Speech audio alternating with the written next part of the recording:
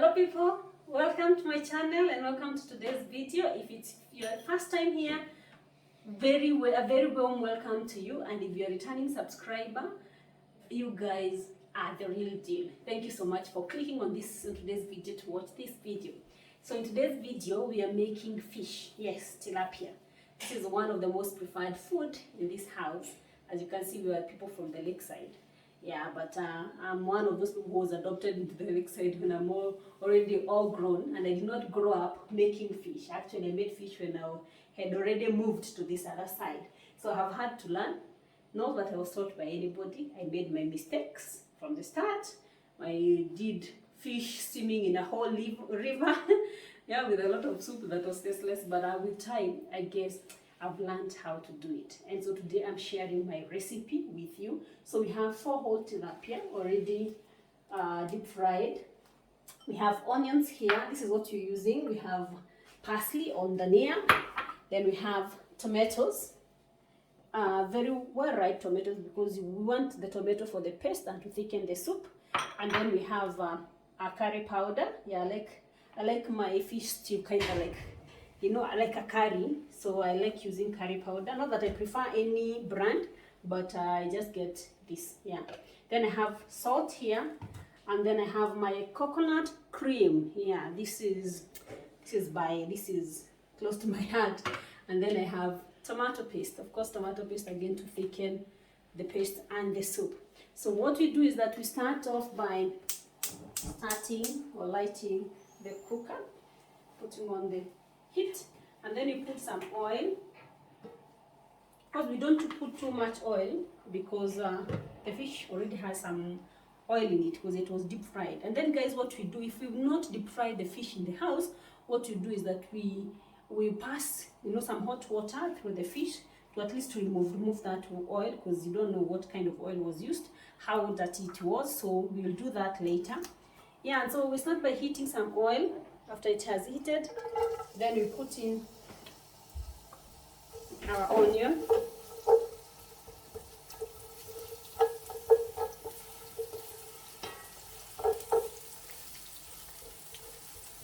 So we'll be cooking our onion for some few minutes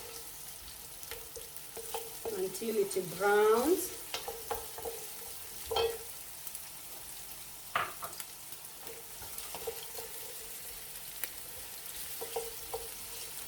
As you notice, I've not used a lot of oil, yeah.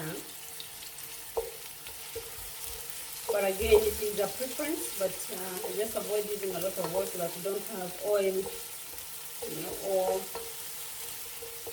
a lot of oil in our food.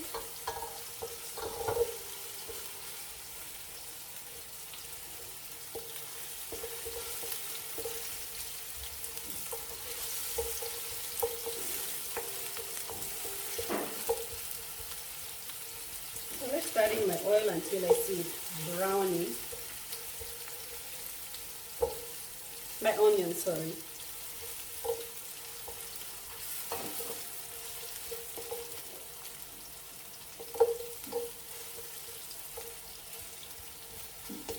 Also guys, they don't have already cut pieces of fish, but I'll cook it whole, and then after it has boiled and well cooked, it's easier when you're removing it just to come out in pieces.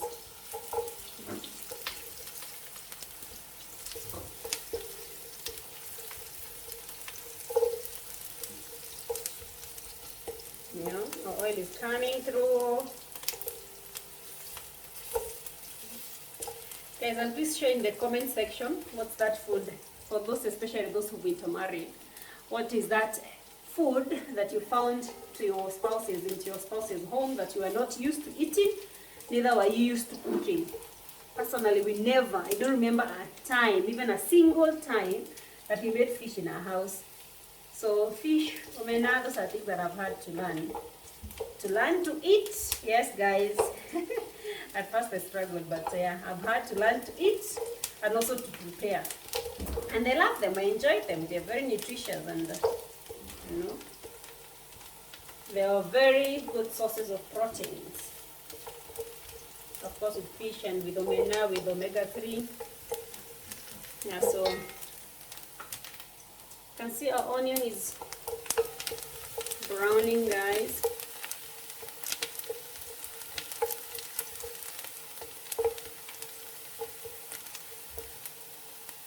So guys, our onions are cooking, and when the onions are cooking, we put the tomato, sorry guys, we put some salt, and then we will cover to give the onion, the tomatoes, sorry, I don't know why I keep repeating onions, the tomatoes time to cook.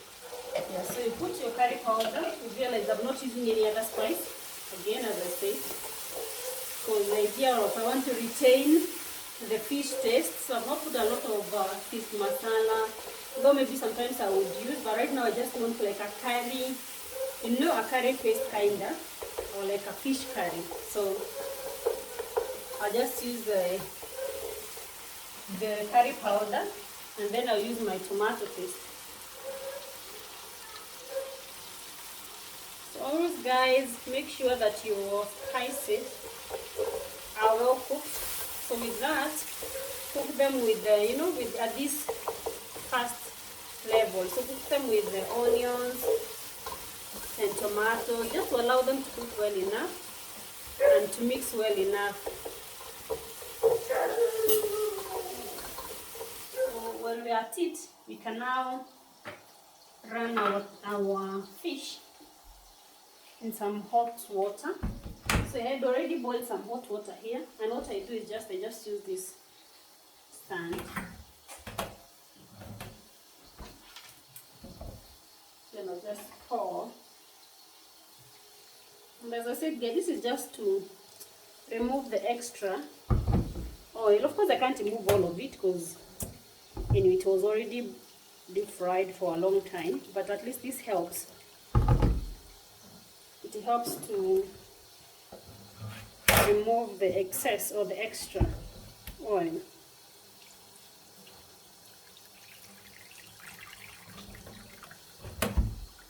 It's a good tip, guys. At least you are assured. Somehow your conscience, you know, is settled, as you are sure, like that oil from outside is cleared. And it works before it does, because when you see the water that is flowing in the sink, it's too oily. Not to say that when you go out there we don't eat deep fried fish, we do, but it's only when we are making it in the house. Yeah, it's only when we do this.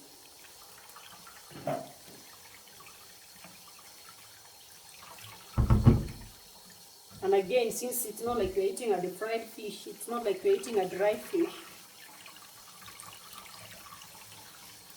So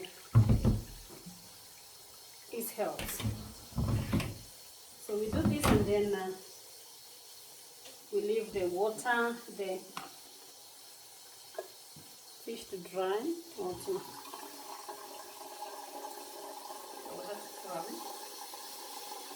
and we are at it. I want to boil water for the soup, because as I said, we are doing fish stew.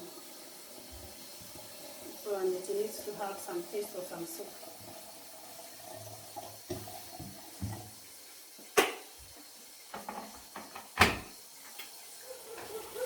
So after you put your tomato paste and your spices, whichever other spices that you'll be using for the day, after you've used them, whether you are using fish masala or you're using anything else, after you put them and they've blended in, they've mixed in well enough, then at this level now we put water. Yeah, because again I said we are doing like a fish stew. So you put your water for the dufu again, for the soup. And with this fish, with this kind of meal that I'm making, I like putting in a good amount of water. Again, it depends with the number of fish that you're cooking, because you want to allow the fish to boil well enough. You want to give the fish ample time, you know, to cook. So just put an enough amount of water. Don't worry about the water reducing. The water will reduce because when the fish has cooked well enough. So we'll leave the water to boil for some few minutes. Soup. our water is boiled well enough. And now we're gonna put, at this point I put the cream. Sometimes I use the milk, but whichever. Mine is just to have the coconutish cream in here. And guys, those dogs don't want me to have to do my video in peace. It's alright.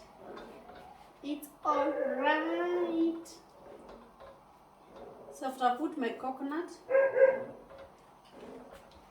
cream or whatever, or milk, I don't know what it's called. I'm tempted to put more.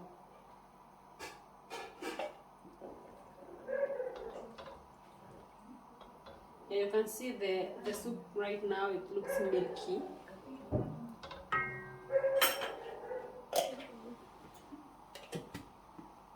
So we again let it for a little, for like 1 minute, so that you put in the fish. So allow it to heat kidogo. So see guys, when the water looks like it's boiling, you now put the fish inside. And you can see I've put water without fear or favor.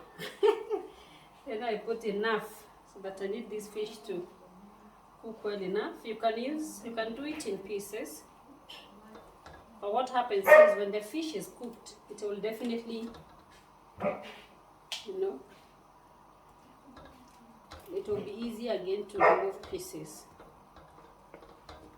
And now this one, once you put, you just cover and allow the fish to cook. Now, once we put like this, I will garnish, like I'll put the dhania, the coriander, and then I will cover, because normally I will not come back here to open that now checking whether it's cooked. You automatically know after you've allowed it enough time, because you'll see after they've boiled, you see the water now covering the fish. So that at that point you know your fish is ready. Guys, I think our fish is okay by now.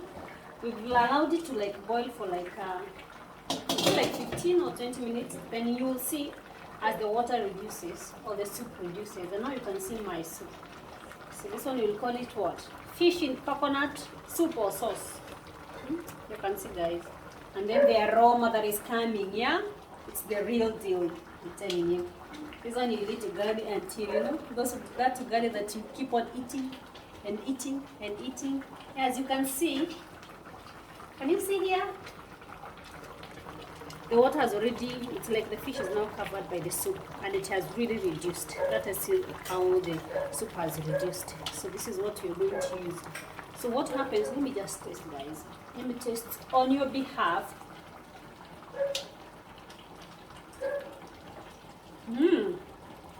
So sweet guys, so sweet. So sweet. So what you do, I'll just cover it to allow it to sit for some few minutes. I just simmer. Not actually simmering, but I'll just switch off the fire, and then I'll just allow it to simmer for some few minutes as we make now the greens, and also as the ugali is getting ready, and then we'll see you after the food is ready to serve. Now guys, our fish has set well enough, and as you can see we have a good meal ready to be eaten.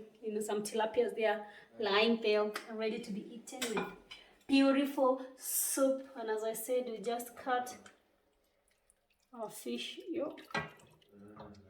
So here we eat good amount of, or good size of fish.